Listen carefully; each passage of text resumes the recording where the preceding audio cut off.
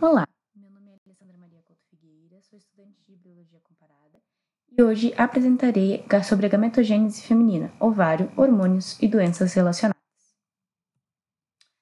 A gametogênese é a produção de gametas e envolve dois tipos de divisões celulares, a mitose e a meiose. A gametogênese feminina é a oogênese, que ocorre nos ovários, e é o que veremos hoje. O ovário. Os ovários são um par de órgãos, certo? Que tem em cada lado do útero.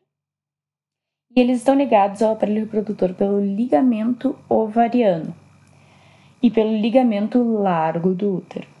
Também se pode ver nessa ilustração o útero e o endométrio, tecido que reveste o interior do útero. Desse lado, podemos ver o ovário mais detalhado. Ele é o órgão responsável pelo desenvolvimento do gameta feminino, o oócito. Não há uma ligação contínua entre os ovários e as tubas uterinas, certo? Sendo o oócito captado pelas projeções da tuba. O ovário é dividido em zonas cortical e medular. Na zona cortical, ZC, aqui no desenho, situam-se os folículos ovarianos, os quais são formados pelas células germinativas e pelas células foliculares.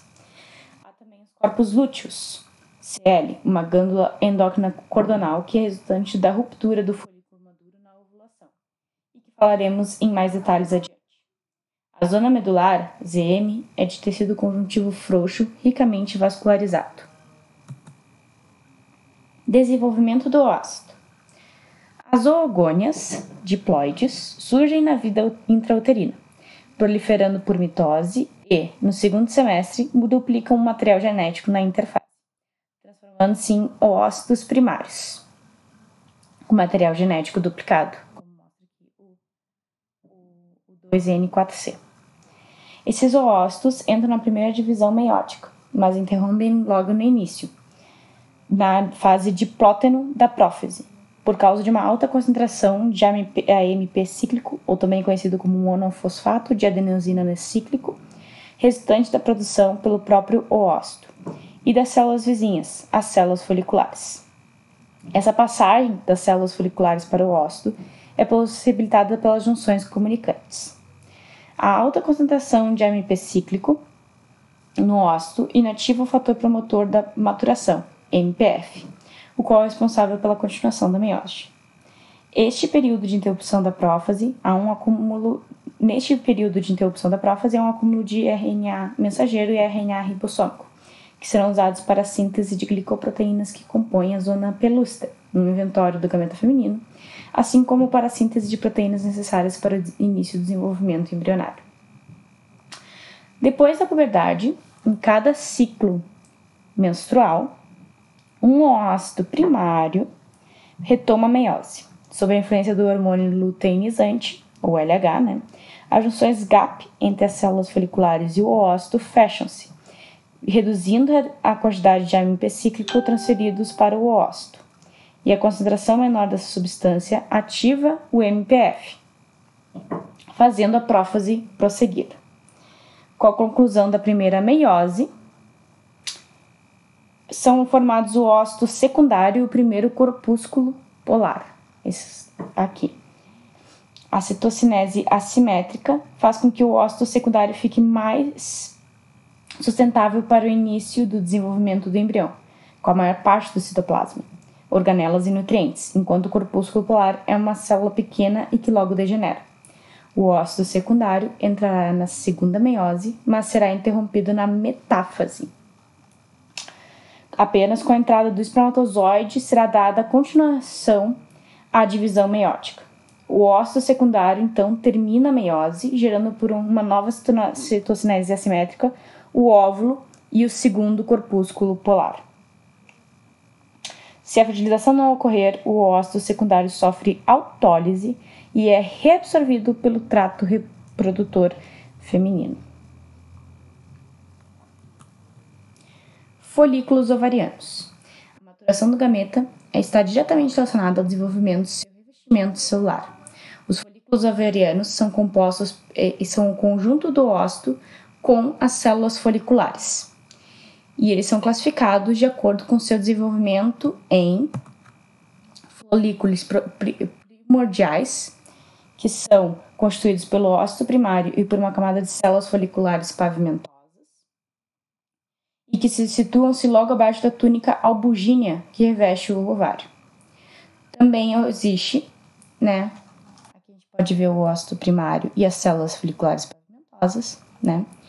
Também existe o folículo unilaminar, que são folículos em crescimento laminar que são constituídos pelo ósito primário, pela zona pelúcida, que está aqui indicado por essa bordinha vermelha, e por células foliculares cúbicas. Essa modificação está relacionada com o aumento de organelas relacionadas com a atividade sintética, que faz as células foliculares adquirirem uma forma cúbica, assim como ocorre a interrupção da primeira meiose do ósito.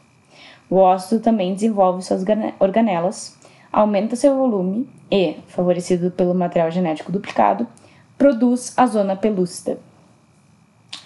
Os folículos em crescimento multilaminar são constituídos pelo ósito primário, circundado pela zona pelúcida, aqui novamente em vermelho, por mais do que uma camada de células foliculares, que se chama de camada granulosa, que é essa parte aqui, que envolve a zona pelúcida, e pela teca, que é formada por fibroblastos que aproximam-se e circundam a camada granulosa. Aqui está a teca, a última camada aqui, mais externa. A partir daqui, a continuidade da maturação folicular depende da aquisição de receptores de superfície para o hormônio folículo estimulante, pelas células foliculares e da influência desse hormônio, ocorrendo após a puberdade. O hormônio luteinizante também atuará sobre o folículo. Então, com o estímulo do hormônio folículo estimulante, ocorre a promoção da proliferação de células foliculares e a produção de glicosaminoglicanos, que atraem os íons de sódio e a água do plasma sanguíneo. Este fluido se acumula entre as células foliculares em um antro folicular, que a gente pode ver aqui na imagem. Aqui. E é com a presença deste antro que tem-se o folículo em crescimento antral. O folículo antral aqui. Os estrógenos, convertidos a partir de andrógenos secretados pela teca interna, induzem a formação de receptores de hormônio luteinizante nas células foliculares, permitindo que estas respondam a esse hormônio. O hormônio luteinizante, então, é responsável pela secreção de progesterona pelas células foliculares, pela retomada da meiose, graças ao fechamento das junções comunicantes, e pela ovulação. O ósito primário conclui, então, a primeira meiose, originando o ósito secundário. Com o acúmulo do fluido, ocorre o aumento do antro, dividindo a camada granulosa, certo? Então, aqui a gente tem, então, para ver que o antro se aumenta, certo? Com o acúmulo do fluido, dividindo a camada granulosa, e as células que se projetam do antro como um pedúnculo são chamadas de cúmulos óforos, aqui, esse pedúnculo aqui, e aquelas que circundam o ósito são a corona radiata, aqui indicada, aqui circundando o ósito. Esse é o folículo maduro, ou degrafe. Perceber nessa imagem aqui o folículo primordial, representado pela letra P, que se situa logo abaixo da túnica albugínea. O folículo em crescimento unilaminar, letra U, que possui a zona pelúcida em sua volta. O folículo em crescimento multilaminar, representado pela letra M, que possui aqui, como a gente pode ver pelo asterisco, a teca folicular, envolvendo ele. E o folículo em crescimento antral, representado pela letra A, e que além de possuir a teca, representada pelo asterisco, possuem também ali o antro. E aqui uma imagem de um folículo maduro, com a corona radiata e com o cúmulos óforos, como o pedúnculo do ovócito. A ovulação. A ovulação. Em cada ciclo menstrual, cerca de 20 folículos são recrutados para o crescimento. Geralmente, um folículo atinge o estágio de maduro e sofre ovulação, e os demais degeneram, sofrendo uma coisa chamada atresia folicular.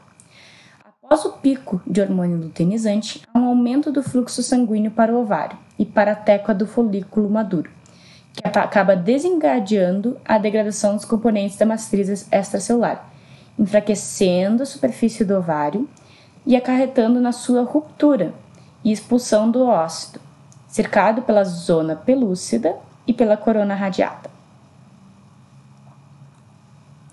Luteinização. Com a ovulação, a membrana basal da camada granulosa irá se romper e os vasos da teca vão invadir esta camada. Aqui a gente tem os vasos da teca invadindo. E aqui é a membrana basal da camada granulosa se rompendo. As células foliculares, já com receptores para o hormônio luteinizante em sua superfície, sofrem a ação desse hormônio e modificam-se em um processo chamado luteinização. Forma-se então uma glândula endócrina cordonal, chamada de corpo lúteo, que, sob a influência do hormônio luteinizante, secreta progesterona e um pouco de estrógeno. O corpo lúteo dura de 10 a 14 dias e seu produto, a progesterona, realiza um feedback negativo sobre o hormônio luteinizante, degenerando o corpo lúteo. Então, sem esse hormônio luteinizante, as células lutênicas sofrem apoptose. Se ocorrer a fertilização, o corpo lúteo será mantido pela gonadotrofina coriônica humana, ou também conhecida como HCG, que é semelhante ao hormônio luteinizante e irá aumentar seu tamanho. Ele permanece ativo até o 4º mês de gestação.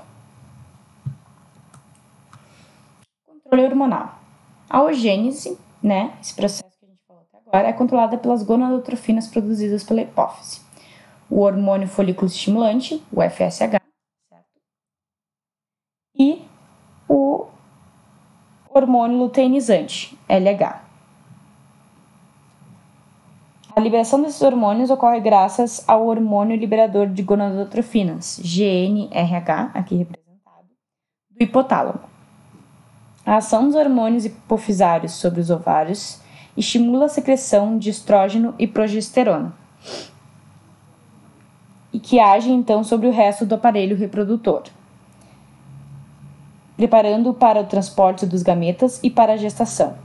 As variações cíclicas dos hormônios sexuais levam a mudanças no aparelho reprodutor feminino, que configuram nos mamíferos o ciclo estral ou, por acaso nos primatas, o ciclo menstrual, por causa da descamação do revestimento do útero.